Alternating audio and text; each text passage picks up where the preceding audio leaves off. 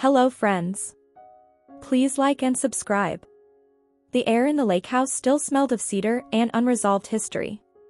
The lawyer's voice from the day before had faded, but the sound that truly lingered was the crisp slide of a $1 bill across polished wood. My father's flat command, "Go earn your own," still hung in the quiet like a verdict. I used to think silence was the absence of sound. Then I learned it was a presence. It sat beside me at dinner, thick and smothering, as plates and glasses passed over my hands as if they moved through empty air. At 8, I learned the mechanics of invisibility. It wasn't about being unseen, it was about being deliberately ignored, a ghost in my own home while my sister Lioness trophies gleamed on a dedicated shelf. Only my grandfather, Walter, saw me. His voice was a slow, patient current. At his lake house, he'd hand me the fishing rod with his initials carved into the wood. "People pay attention to the wrong things, Julia," he'd say, his gaze on the water. "They look at the surface, not the pull underneath." He taught me to watch, to listen for the truth hidden in the spaces between words. It was the one gift my family never valued, the art of seeing what others worked so hard to conceal. The morning after the will, the house felt like a crime scene in daylight. My parents moved through it like assessors, their grief neatly categorized into columns of profit and loss. Lioness hovered, offering a sympathy that somehow always circled back to herself. "It was a shock for all of us," she murmured. "Not me. Us." When my mother, without looking up from her sorting, repeated the cold decree, "Go earn your own," the final lock clicked into place. It wasn't anger I felt. It was a chilling, crystalline clarity. They weren't overlooking me. They were erasing me.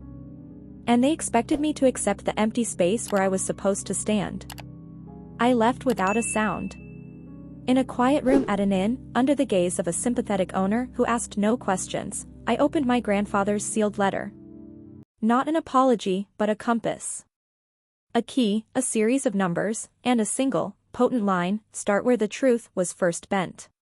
The numbers were a trail, a sequence of financial anomalies, rounded figures, payments just below reporting thresholds, all flowing through a shell company my father had once casually advised. I followed the trail, my hand steady on the keyboard, my notebook filling with a clean, colorless map of betrayal. The truth wasn't buried. It was hiding in plain sight, waiting for someone who wasn't invested in the family lie to simply look. The key fit the locked cabinet beneath his desk. Inside, I found his curated archive, binders of evidence, printed emails in my father's legalese, a small recorder. And a second envelope, my name written in his familiar, steady hand. In the corner of the study, I saw it then, a tiny camera, woven into the grain of the bookshelf. The lake house had been watching. Listening. Remembering. This was not a weapon he'd left me. It was a responsibility. A system of accountability, now mine to administer. I returned at twilight. Their voices drifted from the living room, discussing investments, their confidence a brittle shell. "Julia will stay out of this," my mother announced, her voice crisp with certainty. She never had the mind for complex matters. I stood in the shadowed hallway, the key cool in my palm. I was no longer here to be included. I was here to complete the task. Dawn arrived, cold and sharp. When Mr. Boone, my grandfather's oldest friend, entered with a folder and a small device, the air tightened. He offered no greeting, only a grim nod. With a click, my grandfather's voice filled the space they had tried to claim. "If this is being heard, it means the conditions have been met." Then came the footage. There they were, in his study, turning his life into inventory. Their own voices condemned them, talking of leverage and entitlement over his still warm memory. Documents flashed on the screen, the very same inconsistencies I had traced. My father's initials. My mother's signature.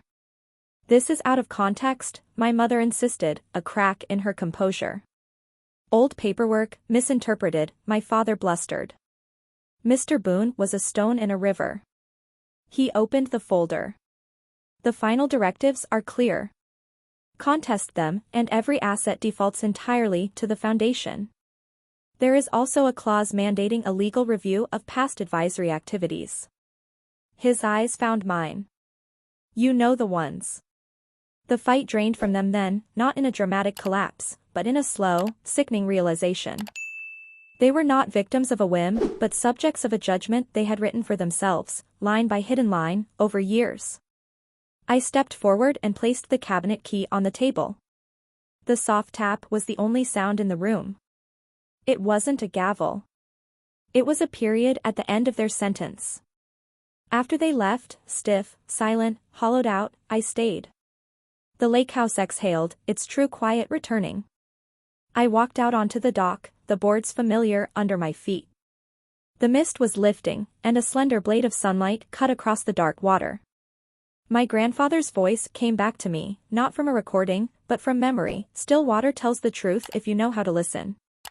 For the first time, I listened and heard only the lap of water and the steady rhythm of my own breath. The silence that remained was not an emptiness they had left behind. It was a space I had reclaimed. It was vast. It was mine. Some victories are not marked by shouting, but by a quiet so deep and so complete it rings louder than any cheer. This was not revenge. It was a restoration. And as the sun warmed the weathered wood of my dock, I understood, this was not an ending. It was the first, true, quiet beginning. Past quest stories. The echoes of that lake house silence have settled into my bones. It is a quiet I carry with me now, a settled power that hums beneath the surface of everyday life. My grandfather's true inheritance was not the foundation, the control, or the wealth. It was the quest, the unwavering pursuit of a truth that others tried to bend into a shape that served them. That quest is over, but another begins in its wake. The past is not a static country, it is a landscape we are always navigating, armed with the hard-won maps from battles we've already survived. The evidence was filed, the legalities settled, but the personal archaeology continues. Each memory, once raw, is now an artifact I can hold up to the light, understanding its place in the strata of my life. Some quests are for glory, shouted from ramparts. Mine was a quieter hunt, conducted in archives and the deep, still spaces of observation. It was a past quest for justice, which has now become a present quest for peace. The family edifice, built on hidden faults, has crumbled. What I am building in its place is my own. The power is not in the possession of their secrets, but in the freedom from needing to use them. The attraction is in the gravity of a calm center, earned through storm. The full emotional weight is not a burden, but an anchor. I stand on my own dock, watching the water hold the sky. The past is not a chain. It is a foundation. And the story it tells is mine alone to write from here. If this quiet truth stayed with you, linger a moment. Breathe. Stay close.